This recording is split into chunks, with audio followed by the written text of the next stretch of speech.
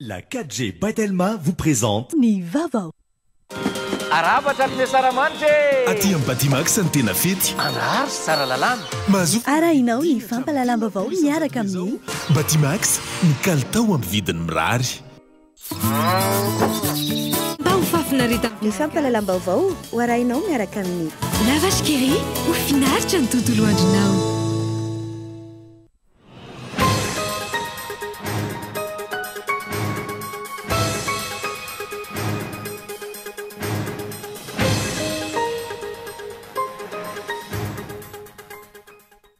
Tsy noresan'ny filan-kevi-panjakana ny fitorinana napetraky ny Antoko-Tima momba ny fampiantonana ny didim-panjakana ny faha 12 ny volana Jona 2024 lasa teo. Izay nanendrena ireo mpikambana eo anivon'ny gouvernementan'ny Premier Ministre Tsay Christian satria tsy mifanaraka amin'ny andininy fafito amin'ny lay didy tamin'ny faha 20 ny volana May lasa teo. Mitony fitokonana ary tsy misokatra ny toeram-pampianarana manerana ny nosy raha ny tapaka taoriana ny fivorimbe nataon'ireo mpikambana ao anatin'ny mandateza ny fanabeazam-pirenena tamin'ity androany ity. Voatazana androany any ilay daty izay lazain'ireo mpitatitra fa tsy asana. Ankilan'izay kosa nefa olona mandeha-dokotra marobe no hita teny amin'ny rehetra teny na maraina na hariva amonjy fodina. Mbola manana ny maizy azy ny hiragasy eto amintsika ary mahalimina ny besin'ny maro izany. Ny hiragasy izay natao isitomana ny olona mialohan'ny kabary izay natao tamin'ny andro ny andrianam-pony merina. Eo amin'ny maresaka iraisam-pirenena kosa indray nanosony ny dekret mampisahatra ny fampisarana ireo fianakaviana mpifindra-monina ao États-Unis ny filoha Amerikana ny herinandro lasa teo. Ny mampanahy ny rehetra amin'izao fotoana izao dia ny famondronana ireo ankizy nisorona tamin'ny ray aman-dreny teo amin'ny oloany izay dekret izay. Ny andidin'ireo avy-tranarina rahanao afaka fotoana foy.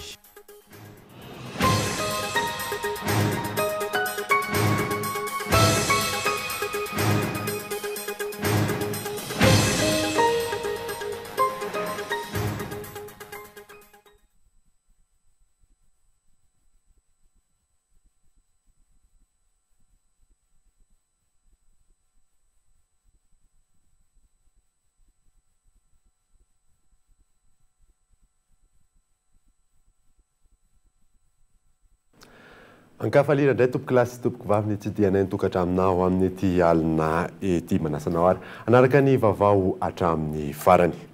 Nanombotsika ny vavao dia tsy niraisin'ny filan-kevi-panjakana ny fitoriana napetraky ny Antoko-Tima momba ny fampiantona ny didim-panjakana ny faha 12 ny volana Jona 2024 lasa teo. Manendry ireo mpikambana eo anivon'ny gouvernementa Premier Ministre Tsay Christian satria tsy mifanaraka amin'ilay andininy fafito amin'ilay didiny HCC tamin'ny faha 20 ny volana May lasa teo. Rarisona ihany sy Iona Zaina. Naharitra ora enina mahery vao namoaka fanapahana ny filan-kevi-panjakana na ny Conseil d'État fa tsy noraisiny ny fitoriana napetraky ny Antoko-Tima tamin'ity androany ity.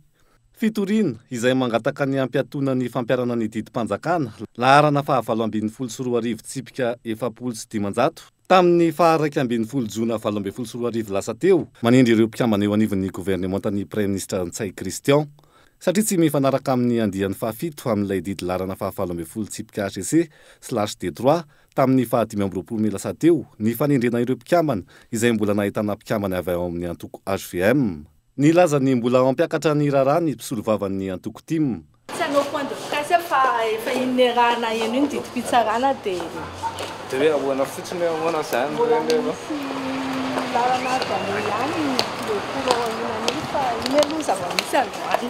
Teo zany. Mbola misy courant révision raha lalàna aloha zany fa mbola hijerena ny azo atao e. Naneo ny fahitan'ny raharaha-pitsarana eto Madagasikara amin'izao fotoana izao taorian'io fanapahana navoakan'ny filan-kevi-panjakana io ny filohan'ny syndikan'ny mpitsara malagasy. Korotana ataoko hoe mikorotana ny zavatra navoakan'ny HCC nefa dia neken'ny olona rehetrarehetra izay tompona andraikitra amin'izany ihany iny didy navoakan'ny HCC iny. Avy eo nekena fa tsy nitanterahana. Dia tsy hitanay hoe aiza tsony zany fitsarana mahefa eto amin'ity Madagasikara ity andinika an'ireo zavatra ataon'ireto mpitondra atsika. Ny HCC manao ny ataony zao indray moa Conseil d'État zany tsy maefa amin'ny fanatanterahana ny didin'ny HCC satria apparemment eto amintsika zao ohatra tsisy fitsarana tandalana ohatra tsisy fitsarana maefa intsony.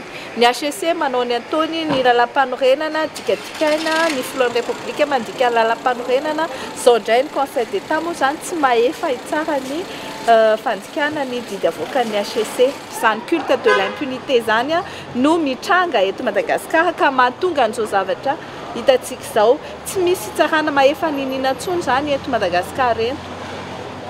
Momba metra-panontaniana ny maro ihany koa ny fahanginan'ny fitsarana avy momba ny lalam-panorenana amin'izao fotoana izao ny tsy hanomezan'ny fanazavana mazava ny amin'ny fampiarana ilay didy larana fahavalo ambin'ny folo tsipika HCC/D3 tamin'ny 25 Mey lasa teo iny sy ny fisian'ny fifanarana politika na tsy voatonontonona matetika nandritra ny fifandresen-dahatra teo amin'ny mpisolovava solontenan'ny mpitory sy ny DLC na ny Direction des Législatives et Contentieux eo anivon'ny primature izay mpiaro ny fanjakana androany ny tsy fandraisana andraikitra feno ataon'ny HCC manoloanan'ny crise politique mbola tsy ahitana vahaolana hitondra fitoniana sy filaminana hikarakarana fifidianana hoekeny rehetra.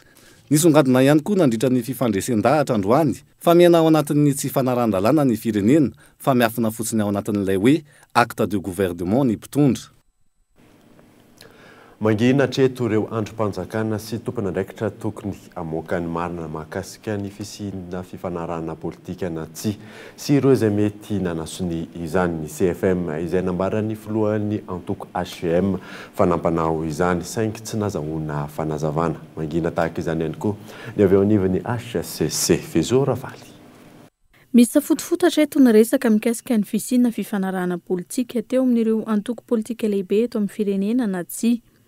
Ankilany nanambara ny filohan'ny antoko HVM fa tompon'antoka nampanao izany ny CFM na ny filakevitra ny fampihavanana malagasy. Ny CFM izay tsy nahazoana fanazavana nanamafy ny fisiny io na tsy. Raha ny loharambavao iray taoriany tsy fahombiazan'ny atrikasa natao teny amin'ny CCI Ivato, nisy ny fampihaonan'ny CFM ireo mpisehatra ara-politika mahatonga ny savorovoro eto amin'ny firenena. Io no nahatongavana tamin'ny fanendrena ny filoham-pirenena ny Prime Ministre izay anarana avy amin'ny Mapara ho fanatanterahana ny didina avoakan'ny HCC. Mikasika ny fanendrenan'ny gouvernemanta kosa araka ny fanapahana navoakan'ny HCC ny 25 Mey lasa teo, tsy tokony ahitana HVM ny gouvernemanta Tsay Christian noho ny tsy fananan'izy ireo solombavam-bahoaka raha tsy hoe misy ny fifanarahana politika. Mipetraka araka izany ny fanontaniana taoriany ny fihaonana nahafahana nendrin'ny Prime Ministre ave no nisy fihaonana hafa izay niendrika fifanarahana politika ka nanendrena ireo mpikambana ao amin'ny gouvernemanta ankehitriny. Izany namolavola ary izany nanasony izany fifanarahana izany raha toka nisy. Raha ny ara-dalàna tokony voasolon-tena tao anatin'izany fihaonana izany ireo antoko politika na vondrona politika lehibe manana solombavam-bahoaka eny amin'ny antenimieram-pirenena. Isan'izany ireo mivondrona ao amin'ny Armada. Ny antoko havany iaraka isika ny maitso ary ny MMM nefa dia samy milaza ho tsy nanasony ary tsy voantso tamin'izany. Ny CFM sy ny HCC hatreto no voatontonona ho tompon'andraikitra amin'ny fisiny fifanarahana ankiafin'io saingy samy mangina tsy mitondra fanazavana. Ety amin'ny CFM na ny Conseil du fampihavanana malagasy no misy ny mpanao gazety ny Kol TV FM amin'izao fotoana izao. Safotofoto ary tsy hita be ny ihany ny vaovao mikasika ny fifanarahana politika izay miteraka resabe eto amin'ny firenena amin'izao fotoana izao. Ny amin'ny hoe fisin'izany fifanarahana izany na tsy hatreto tsy mbola nahazoana fanazavana na ny eo anivon'ny CFM na ihany koa ny eo anivon'ny HCC. Ny CFM izay nambarany filohan'ny antoko HVM Andriamatoa Rivo Rakotovao fa isan'ny nampanao fototra nampisy an'izay fifanarahana politika izay. Ankilany voatonona ho nandray anjara amin'izany fifanarahana izany ny team Mapara HVM. Ny team izay nanamafy hatramin'ny datany 9 Jona teo fa tsy nahalala io fifanarahana io ary tsy nanasony izany na manana olona amin'ny gouvernemanta io aza. Ny atokony fitondrana ihany hatreto ny manamafy fa nisy izany. Takin'ny rehetra ny amoahany fitsarana avy momba ny lalam-panorenana na ny CFM io fifanarahana io raha nisy sy ny hitondran'izy ireo fanazavana mikasika ny atao hoe fifanarahana politika. Tontolon'ny fampianarana kosa indray dia mitony fitokonana ary tsy misokatra ny toeram-pampianarana manerana ny nosy. raha nitapaka tao riny ny fivorimbe nataon'ireo mpikambana ao anandiny mandatezany fanabeazam-pirenena tamin'ny ity androany ity. Mikaela Ramarla sy Yves Richard. Tsy mbola mivarotra eto ny olona mpanabe eto Madagasikara, tsy misy ny marimaritra iraisana, tsy misy ny fampianarana ary tsy mivony sekoly. Ny vondrona ao anatin'ny mandatezany fanabeazan'ny pirenena ireo mpampianatra mpikambana na tsy, ao anatin'ny sendika sy ireo mpandrarana nanomboka androany. Tapaka nandritra ny fivorimben'izy ireo fa mitohy hatrany ny fitokonana ary tsy misy ny fianarana misokatra raha tsy mivaly ny fitakiana. Ny manatezan'ny fanabeazam-pirenena dia manao izao fanambarana izao. Mitohy ny fitokonana satria tsy mbola nahitam-bahaolana ireo fitakiana rehetra. Ary mafisina fa tsy misy ny fiverenana an-tsekoly noho izay tsy mbola fivalian'ny fitakiana izay. Takiana ary ny amalin'ny fitondram-panjakana tsy misy atakandro ireo fitakiana ireo izay amafisina fa efa ny pelantanan'ireo tompon'andraiki-panjakana isan'ambaratongany ny andindin'izany. Noho izany dia mampitandrina ireo tompon'andraikitra izay mbola mini mampitahotra na manery ny olona hiverina ny asa eto amin'ny ministeran'ny fanabeazam-pirenena zahay. Araka ny daty efa navoaka teo anivon'ny ministeran'ny fanabeazam-pirenena volana Vitsilasa izao, ny 14 Aogositra ho avy izao no tokony hanatanteraina ny fanadinan'ny mpanjakana CEPE, raha tokany 3 hatramin'ny 9 ny volana Septambra ny fanadinan'ny mpanjakana BEPC. Araka ny fanadihadiana natao teo anivon'ny ministeran'ny fanabeazam-pirenena androany, mbola mampametra-panontaniana ny ahafahana mitazona na tsy ireo daty ireo. Ny aiky ny tompon'andraikitra eo anivon'ny ministeran'ny fanabeazam-pirenena fa mbola maro ny lafinjavatra mila dinihana ahafahana manatanteraka izany. Mbola mianalize données ministère am'izao no mijery tsara hoe manao analyse tsara ahoana fipetraka tsiatra aty, ahoana ny impacte tsara aty, mbola tsisy décision zao. Fa inona ny mety hoe fiatraika ilay fitokonan'ny mpampianatra ireo mety zatra zay zareo tsy maintsy hoe ilaina amin'ilay fanomanana n'ilay examen. Zay no mila analizina tsara zay hoe raha tokony be izy vita 20% programme ta 20% école zany tokony vita ve programme vita 15%. Raha mbola mitokony zany zao satria manona zay manona ny pacte zay amin'ny ankizy. Sao dia tokony ento ny examen. Raha ento ve ny examen manona ny resaka bac. Tsy décision zatra vetivety comme ça za fa zatra mbola manao collecte be information. Manoloana ny tsy firarahiana ataon'ny ministeran'ny fanabeazam-pirenena amin'ny fitokonana sy ny mety ho fiatraikan'izany amin'ny fanadinan'ny mpanjakana dia nilaza ho miala ndraikitra tanteraka ny mety ho vokatra izany fizirizirina izany ireo mpanabe. Sendika moa zany fa mandatezany mpanabe dia tsy tompon'andraikitra amin'izay mety ho vokatry ny fandehanany asa fanabeazana eto Madagasikara raha mini tsy mamaly ny fitakian'ny mpanabe ireo ministera indrindra moa ministera fanabeazana tompon'andraikitra voalohany amin'izao fitakiana ataona izao sy izay rehetra tafiditra ao anatin'ireo fitakiana ireo tsy tompon'andraikitra ny zahay ato amin'ny mandatezana mikasika amin'izay mety ho toy ny resaka fanabeazana eto Madagasikara. Araka izany fa minoana avy sy fampandriana ny sain'ny ray aman-dreny ny filazana fa tsy maintsy ho tanterahina amin'ireo daty voalaza etsy ambony ny fanadinan'ny mpanjakana. Mbola maro ireo olana mila vahan'ny ministeran'ny fanabeazam-pirenena lara-mpamena anatin'izany ny fitakian'ny mpampianatra izay handray anjara feno amin'ny fanomanana ny fanadinan'ny mpanjakana. Mitontolona raha tsy miala ho ministra Maharanty Jean de Dieu ireo mpiasa eo anivon'ny ministeran'ny postra sy ny fifandraisan-davitra tamin'ity androany ity. Fanankevitra ireo mpiasa avy hatrany ary. Mbola mitombona foana ilay tsisy miasa mpiasa raha tsy miala inga Maharanty. Marina etona fa na dia direction anankiray aza ao anatin'ny ministeran'ny postra io dia tsy misy miasa na tamigany olona anankiray aza. Profon'izany raha mandalo any nareo anan'ny varavarana dia tsisy raha manokatra varavarana tsisy mpiasa miasa any na dia anankiray fa babangona ny seza rehetra. Milaza izy fa andao raha-pihavanana mila fandihana amin'ny mpiasa nefa ireo mpiandry na ireo mpiambina azy manokana ary dia mandrangaranga adi-poko aminay nefa marianay tona fa izay ato amin'ny ministeran'ny posta sy fifandraisan-davitra dia misy karazana foko be dia be ary mirahina tsy mivaky toy ihany ny tolona ary petsaka le teny hoe tsy miasa izahay raha tsy Maharanty mihitsiny no miala. tontolo ny fitaterana kosa indray dia voatazona androany any ilay daty izay lazainy ireo mpitatitra fa tsy asana ankilan'izay kosa nefa dia olona mandeha tongotra marobe no hita teny rehetra teny na ny maraina na ny hariva amony tsy voidina. Mikaela Armarona. Maro ireo mpanjifa ny taxi be no voatery ny fo maraina nandeha an-tongotra hamonjy ny toeram-piasana tamin'ity androany ity. Naroso orarona telo ny fotoana tokony angana ho an'ireo efa niomana amin'ny tsy fiasany ny kooperativa eto Andrenivohitra. Manjeraka be tsy nandevezana raha zany taraiky noho le izy le tsy asa androany zay tsy afaka mandeha maraina zao mianam-piasana tsy fantatra intsony. Eo aho zao te andeha hiasa andro akaty amin'ny dalina friana telondraty nandeha 5 000 tsy nisy taxi rokaka kely zay dia fangaroaro tao dia na 5 000. Efa nanomana frais mihitsy via andehanana taxi? Tsy voanomana fa le taty indray no voaka dia ny kafe ajanony. Tsisy bis dia tsy maintsy mandeha tongotra be.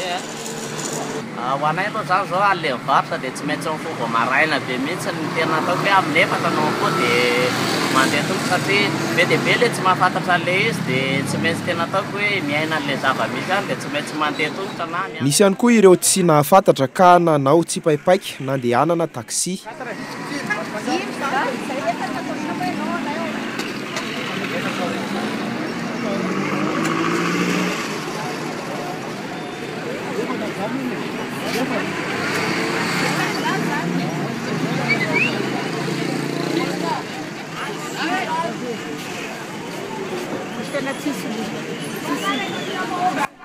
Ny tomba araka izany ny fidiram-bolany ireo mpamily fiarakaretsaka mihoatra ny tamin'ny andro hafa.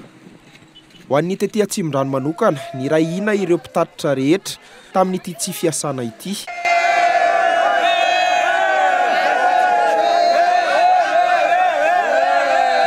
Fa olana avy amin'ny tompona andraikitra no tokony ho tadiavina haingana ho hatrany izy ireo. Ny patronay tsy mahalala afa-tsy ho volana nefa ny gasoil miakatra isanandro. Le olona mitaraina raha iteny zay hoe zao le frais sarandalana tokana amin'ny fanarana nefa le olona miady varotra misy frais azato. Aty aminay mbola misy frais azato. Misy zany le gasoil miakatra isanandro nefa tsy ny rano mangatsiaka nefa raha iteny amin'le olona hoe ampiakarina le frais tsy mety le olona. Zakan'le vahoaka le izy dia zay ny angatanay midina le hanina midina le gasoil zay vao mety. Zay vao milamina mareo zay tsy milamina zany. Mbola nisy ihany ny andro ireo fiara fitateram-bahoaka na tsy nisy ny asa azy izy ireo. Ny hariva teo ihany koa nisy tamin'ireo mpiasa no ny aingaloha tany ampiasana andeha tongotra hamonjy ny fodiana. Any Ambodrakimo dia tsisy bus dia mandeha tongotra dia tratra eo aloha atao. Dia talata maty izy nefa efa aveno sada zao andeha tobila fa tsy miasa ve tobila dia ataona moa tsy maintsy andeha tongotra ke satsika. Beda be zao namana taraiky anarena any daholo. Tsy maintsy andeha tongotra za satria bus tsisy ka ataona moa. Sotra.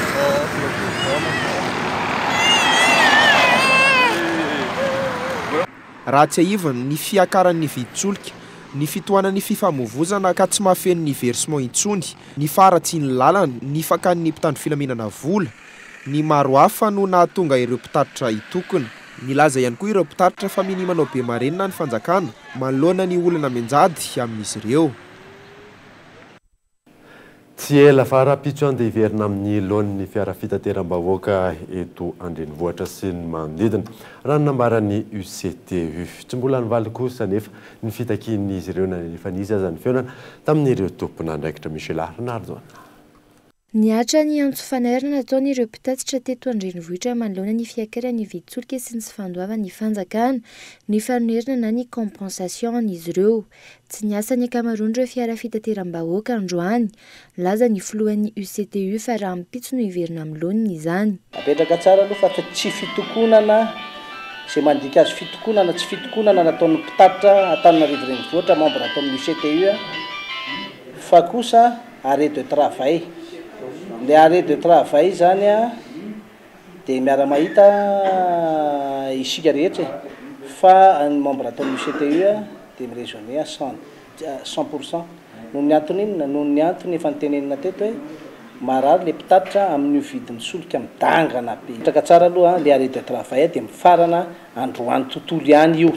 Farapitso efa miasa ny mpitatitra eto Antananarivo renivohitra. Araka izany tsy fitokonana ho izy ireo saingy niatra tsy nisy atakandro tamin'ny fiainan'ny vahoaka madinika. Laza ihany koa ity filohan'ny UCTU ity fa mbola mitohy ny fitakian'izy ireo na iverina aza ny zotra rehetra raha ampitso, tsy mbola hiakatra ihany koa ny saran-dalana. Tsy nahafa-po ny fanazavany ny fihaonana tamin'ny tompona andraikitra eo anivon'ny ministeran'ny fitaterana. Presahana tamin'ny tompona andraikitra dia ministeran'ny fitaterana no nanantona anay teto ary momba ny resaka compensation izay tsy mandary zareo tsy andoha azy fa fomba fandoavana azy kosa no tsy lanin'ny assemblée générale. Izany hoe misy ny vola fa amin'ny juillet ny mois d'août tamin'ny 2017 vao aloha. Mbola tsy déterminé izy hoe firy juillet fa juillet fotsiny mois de juillet. Tsy afaka hiteny marika arabola fa fotsiny tarifa préférentiel nomeko anareo hoe 2860 ny angen'ny tarifa préférentiel dia ampifanalao amin'ny eny pompe amin'izao hoe 3400 ariary ny gasoil dia anasorana izay dia rehefa mamehana izay valiny izay nareo dia fois 30 litres fois 30 jours izay zany ny compensation. Tsy nahazona fanazavana kosa ny avy eo anivon'ny ministeran'ny fitaterana mikasika izany. Raha ny fanadinana natao nanomboka ny volana aogositra 17 no tsy nandray compensation ireo mpitatitra eto an-drenivohitra. Lafim-baovao hafa kosa indray dia olona iray no namony ainy manodidina ny 790 ireo olona nanantona hôpitaly nandritra ny fankalazana ny fetim-pirenena farany teo. Nirendoza amin'ny ankapobeny izay fankalazana izay tamin'ity taona 2024 ity raha oharina tamin'ny taona lasa fanamidina. Ny tombony isan'ny olona nanantona hôpitaly saingy vitsy no namony ainy nandritra ny fankalazana ny fetim-pirenena 2024 raha oharina ny tamin'ny taon-dasa. Randota ny Savoray teny anivon'ny hôpitaly AJRA 40 ireo olona nanao fizaham-pahasalamana ary olona iray no maty avy any an-trano. Misy 120 ireo tranga naloza anseho an-tokantrano, 30 ireo tranga naloza mpifamoivoizana raha 470 izany tamin'ny taon-dasa. 10 no isan'ny olona namony tena, raha 3 izany tamin'ny herintaona, 120 no isan'ny olona mamo niditra hôpitaly, raha 120 izany ny taona 2017. Olona 2 kosa niditra hôpitaly vokatry ny AVC, raha 3 izany tamin'ny herintaona. Tsy nisy kosa ireo narary vokatry ny fanampoizinana ara-tsakafo tamin'ny ity fetim-pirenena 2024 ity. Miaina anaty fitsitsina tanteraka ny isa-tokantrano taorian'ny fankalazana ny fetim-pirenena farany teo araka ny fanadidina natao ireo filahana fototra tsy afa-miala no atao laharam-pahamiaina. Ivrechard. Efa tsy vahiny amin'ny andavanandrom-piainan'ny malagasy tao anatin'ny taona maro zao, indrindra ireo miaina anaty fari-piainana antonona ny klasy moyenne ny midina, ny fiafiana sy ny fitsitsiana ao arian'ny fanamariana ireo fety samihafa. Araka ny fanazavan'ireo olom-pirenena sendranay, tsy mahatody ny filana ao anatin'ny ray volana no enti-manana, ampandeferina avokoa ireo pitsopitsony sy aitraitra, ireo filana fototra tsy afa-miala amin'ny fiainana andavanandro toy ny vary, ny hofantrano sy ny vidin-jiro no atao laharam-pamena raha ny fanazavana. Izay teo ihany zany ny tsinjarainy izay teo ampielazana tsy hoe zao na zao. Tsy maintsy nitsito zany, tsy maintsy misy ny fitsitsina. Satria mbola ela indray vao tonga indray ny fandraisam-bola manaraka. Izay tena zavatra tena ilaina zany zao no atao zany. Ny sakafo, ohatra ny jirama, zaraina zany hoe zao no alinalaniana fety dia zao indray ny entina anaovana fiainana andavanandro. Ny karamany mitsotra koa somary kely tsy mahavita ny tramin'ny faran'ny volana akory fa dia tsy maintsy mitsinjo sy mijery ny miatrika ny fiainana foana moa zany fa somary ena ny dépense zany. Rehefa vita amin'ny fety dia efa sahiranany zay foana ny eto Madagasikara. Tena iny raha misy dia miatrika amin'ny tsirairay fa rehefa tsy mahay mitatam-bola izy rehefa tsy mahay mitsitsy ny ariary sy ny ariary roa dia vao mafoana ny olona fahaizanao mitsitsy zany zay tena zavatra teo. Ankoatr'izay, tsy manantena fivoarana amin'izao fitondrana izao ny ankamaroan'ny malagasy. Ny filoham-pirenena raha teo tsy nampanantena inona ho an'ny vahoaka, nandritra ny lahateny ny teny amin'ny lampam-panjakana Iavoloha izay nidera tena ho nahavita. Misy vaovao mahaliana koa ao anatin'ny tontolon'ny dokavatraka manasanao ary anaraka izany mialohany andrasitsika ny vahiny avy ao amin'ny Elcure Madagasikara. Ijery ny mahakasika ny tsenabe ny Tantsa Fermada andehany fa 20 ihany koa isika. Rehefa avy eo ary.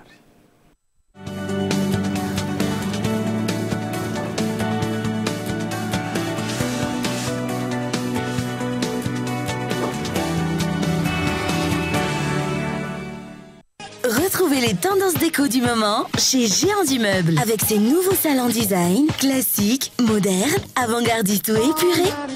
Et ses salles à manger, tendance et stylées. Et des accessoires de tous les styles pour agrémenter votre mobilier. Découvrez de nombreuses idées innovantes dans notre showroom. Apportez une touche de fraîcheur dans votre intérieur. Géant du meuble, bien moins cher, bien chez soi. Grande promotion jusqu'au 30 juin 2018. Pour les fans de vitesse, avec la 4G by Telma, connectez-vous avec le monde entier et surfez librement sur vos applis préférés partout à Madagascar. Plus de 60 villes couvertes. Profitez-en avec Telmanet One Week 1 giga pour seulement 12 500 ariars. Tapez le dièse 322 étoile 73 dièse. Telma, numéro 1 de l'internet à Madagascar. Aty amin'ny Batimax ny tena fety anary sy tsara lalàna mahazo fianambidy 10 hatramin'ny 10 isanjato be zao amin'ny karazan'entana maro mandritra ny volana jona io arany ianareo fangaza ihany mahazo tapakila isaky ny mahafeny vidin'entana 10 ariary ny azo eo akitelo a tombo vitany loka mety ho azo bon d'achat 10 ariary hatramin'ny 3 tapitrisa ariary de loge eo ihany fisariana ny 3 jona amin'ny 1 ora Batimax, ny kalitao amin'ny vidiny mirary. Il y a du nouveau dans vos portions préférées de lavage Kiri. La nouvelle formule lavage Kiri, riche en calcium et vitamines, contient désormais du fer. Important pour l'activité physique et intellectuelle des petits et des grands. Elle est toujours aussi délicieuse et gourmande pour le plaisir de toute la famille. Lavage Kiri, pour des journées pleines de vie.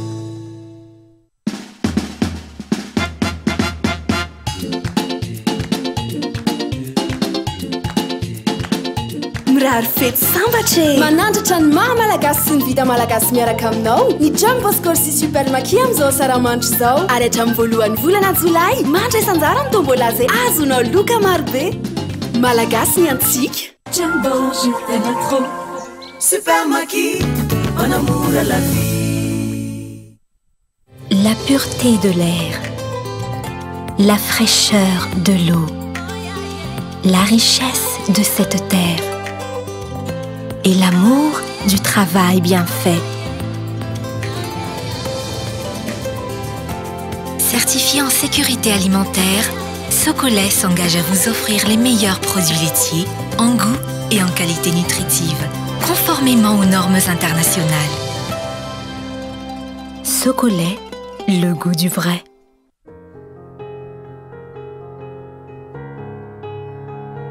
Great moments are born from great opportunities.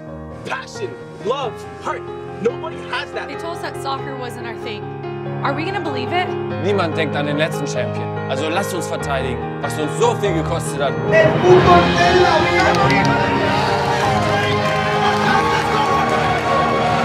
Savourez le moment.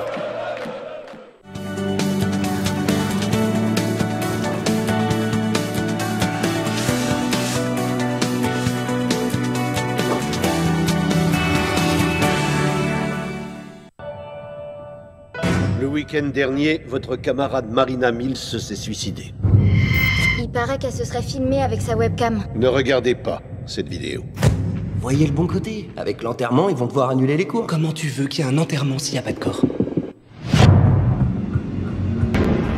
C'est qui cette fille? C'est pas un suicide, c'est un rituel. Il y a forcément quelque chose ici, quelque chose qui pourrait nous aider. Non, c'est pas réel.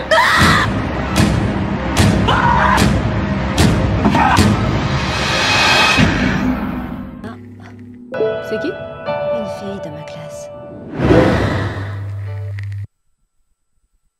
manambahiny sampana fampalalam-baovao amin'ity alina ity tsy ny sazy fandriamato mahatsara Herman zay tale généralny Elcure Madagasikara miarabanao tonga so eto amin'ny sampana fampalalam-baovao fantanina avy hatrany mapetraka aminao hoe nareo amin'ny Elcure Madagasikara hoe misy hetsika karakaray na inona zay hetsika karakaray zay inona ny antoniny zay hetsika zay ny Elcure Madagascar amin'izao fotoana izao dia manomana grand séminaire de formation culture entrepreneuriale et développement personnel. Mizahana hatrany hatrany amin'izao fotoana izao no anatsarana n'ity séminaire ity mba anofanana an'ireo mpandraharaha malagasy ho tonga mpandraharaha matiany mba ahatonga azy amokatra kokoa ary ahazo tombony bebe koa ary notolody lavitra bebe koa eo amin'ny sehatry ny fandrarahana. Inona ny tanjona be? Ny tanjona no tratrarina dia misy efatra ary ireo tanjona lehibe efatra ireo no tombotsoa ho an'ireo zay mandray anjara.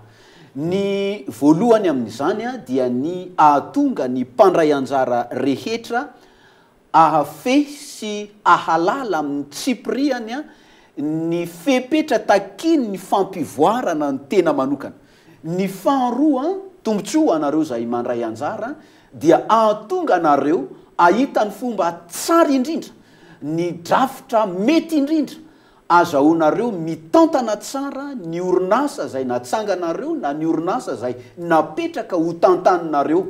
Ny fahatelo amin'ny tombotsoa lehibe sy ny tanjon'ity fiofanana ity dia azahoana ihany koa manome an'ireo fahalalana fototra rehetra azahoany tsiraray avy manatratra ny tanjona tiany ho tratrarina, manatanteraka ny tetikasa zay tiany ho tanterahana. Ary ny tanjona faefatra, ny tombotsoa lehibe faefatra dia natokana ho an'ireo zay tsy manana hevitra mihitsy. Misy amin'ireo olona zay mba te hanao zavagoavana eo amin'ny fiainany, mba te hanana asa manokana ho atao, mety manam-bola mihitsy izy kanefa tsy fantany hoe inona moa ny tokony ho atao, inona ny activité atao, inona ny secteur mety amin'izao fotoana izao. Ireo efatra lehibe ireo ny tanjona sy ny tombotsoa kendrena omena an'ireo zay mandray anjara amin'ity fiofanana ity. Mety efa amin'iza moa zany le izy ary?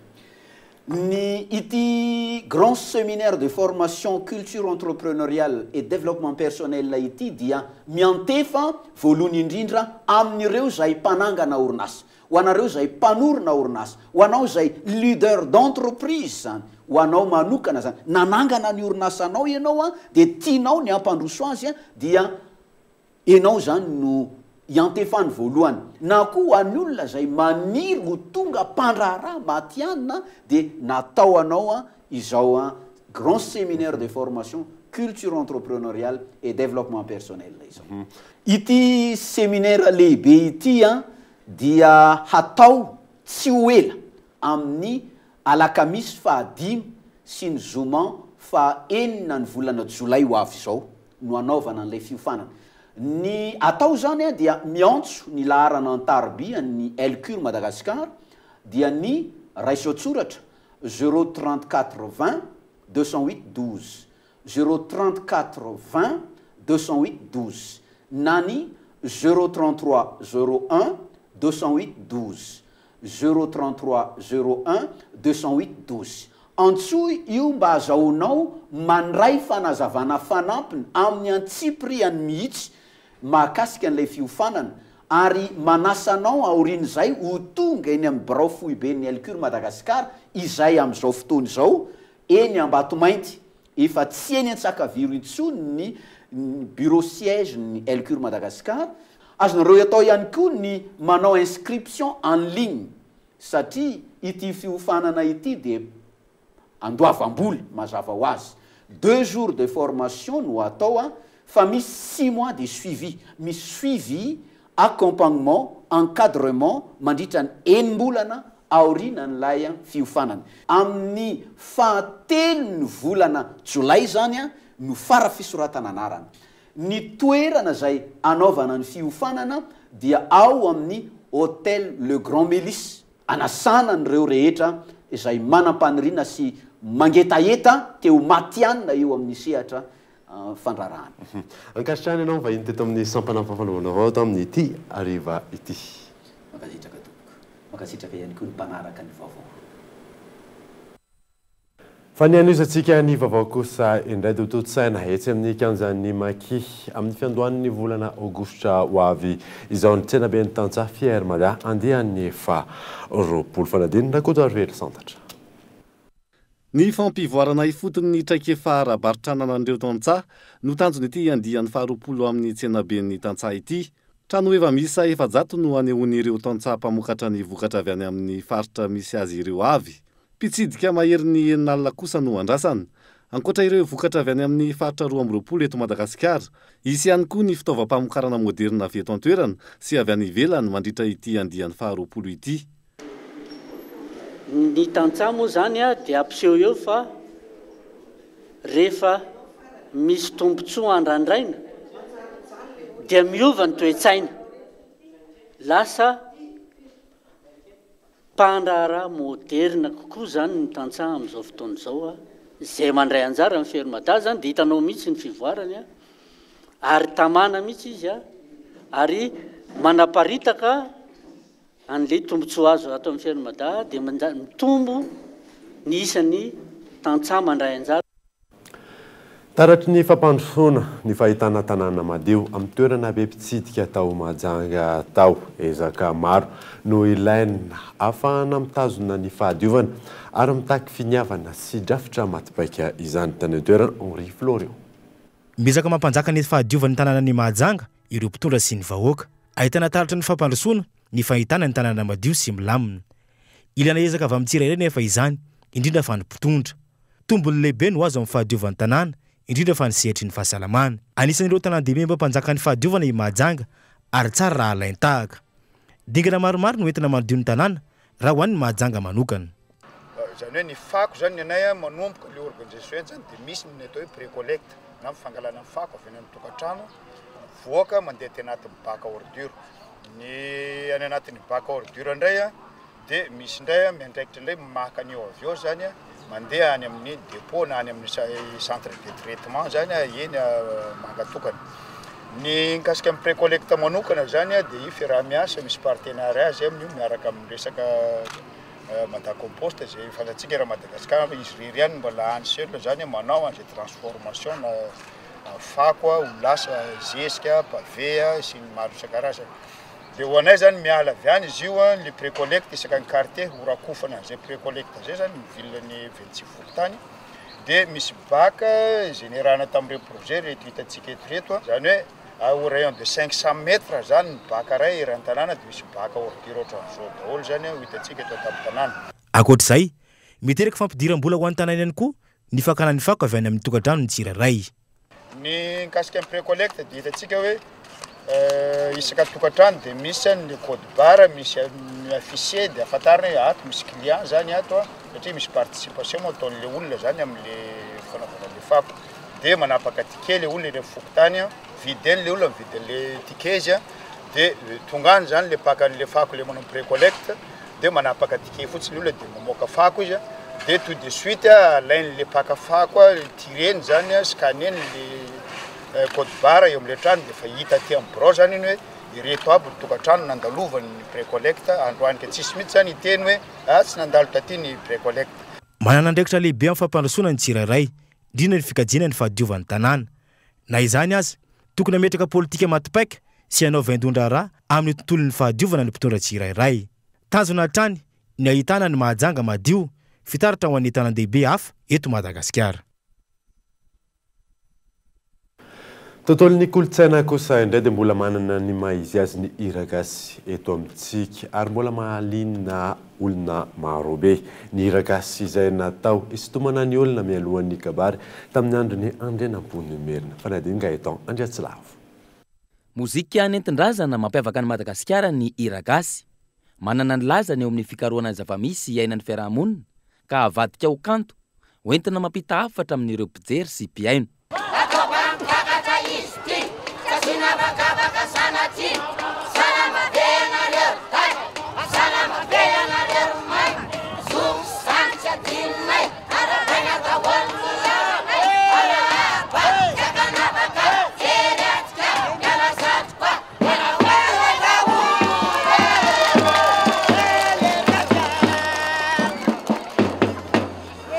Raha ny tantara tamin'ny andro n'andrianam-pony merina no namoronana ny hira gasy.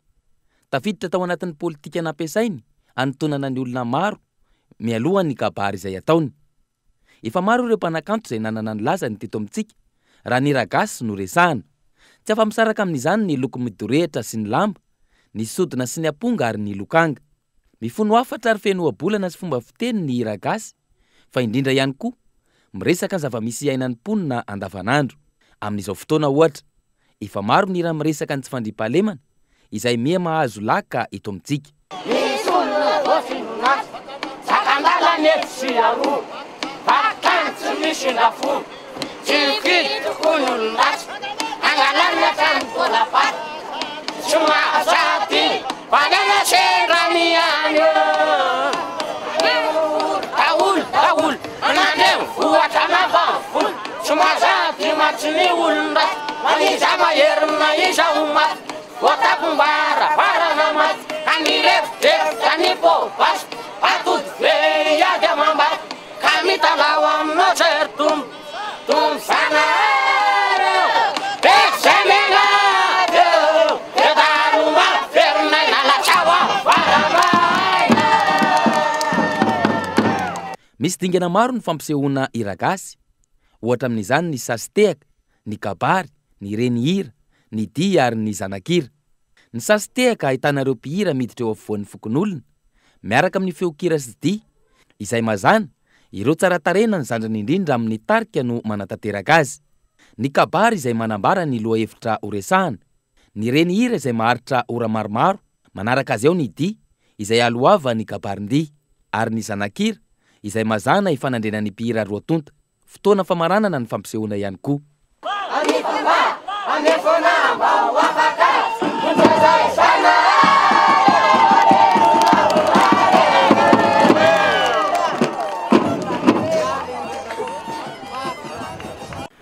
Maresaka iraisam-pirenena izay hatrany dia nanao sy ny décret mampitsahatra ny fampisarana ireo fianakaviana mpifindra-monina ao États-Unis ny filoha Amerikana ny herinandro lasa teo. Mampanahy ny rehetra amin'izao fotoana izao dia mifamondronana ireo ankizy nesorina tamin'ny Ray aman-dreny teo alohan'ilay décret fanadina. Firenena maromaro tany am-piandohana ary ankehitriny dia tafiakatra 17 izy ireo miampy ny distrika federalin'ny Colombie izay nametraka fitarainana amin'ny fomba fitantanan'i Donald Trump manoloana ny politika ny fifindra-monina izay voalaza fa mafy loatra ary manohitra ny lalam-panorenana. Isan'izany Californie, New York, Minnesota sy ny Nouveau-Mexique. Nangataka miaraka ny fanafahana ireo ray aman-dreny izy ireo ary ny fampikambanana indray ireo fianakaviana mpifindra-monina voatery nosarahana.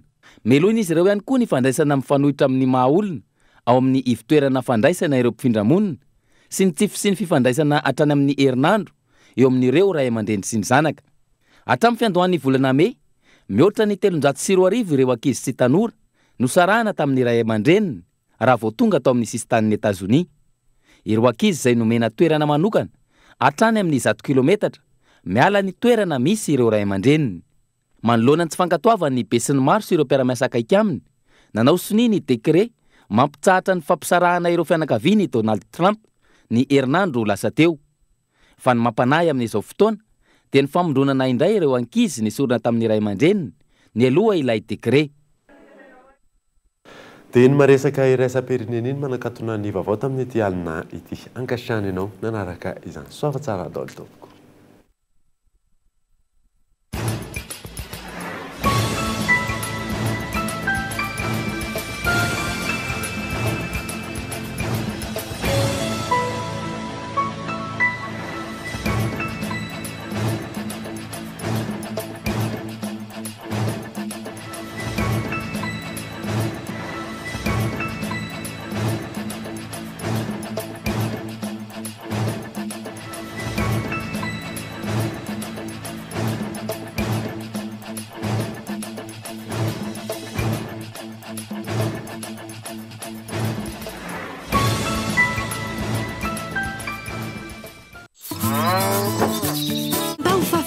Narainao teo ny fampalalam-baovao miaraka tamin'ny La Vache qui rit ho finaritra ny tontolo andronao.